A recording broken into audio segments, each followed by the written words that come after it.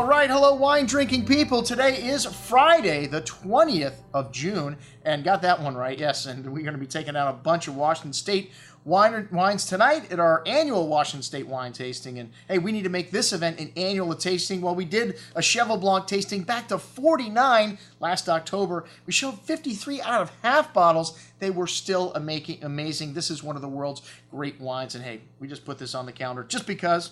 You know, a couple people that said, man, I love Cheval Blanc. It's my favorite wine.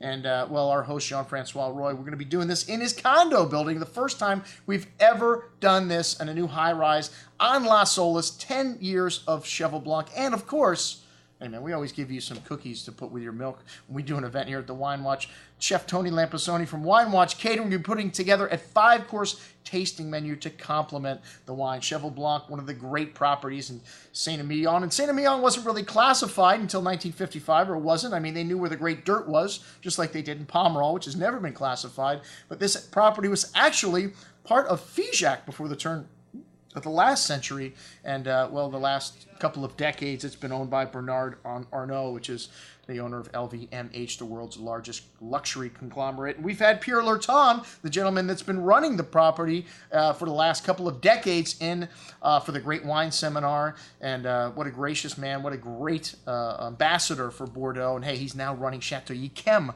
also. And Cheval Blanc, a very unique blend, a high proportion of Cabernet Franc, and one of the greatest terroirs in all of Bordeaux. The soil type there, very unique also. And we've got a slew of great vintages on the table here, going all the way back to 1982. Not quite as far back as 1949, but 82, a legendary vintage, the very first vintage that Robert Parker got right, and since then he's become the world's leading critic. We got some great vintages on the table, like 85, which was a standout at the last tasting, 95, 96, 98, a legendary vintage, and then 2000. You know, just for fun, because I visited Cheval Blanc, and there they show you the Petite Cheval, the second wine, and I had to do a double take because this wine, to me, the first time I had it, tasted almost identical to Cheval Blanc, almost as good. When they're young, maybe a little harder to pick apart, so we figured it'd be fun to show a little Petite Cheval alongside of the Cheval in a few select vintages. So check it out, everything we're going to be serving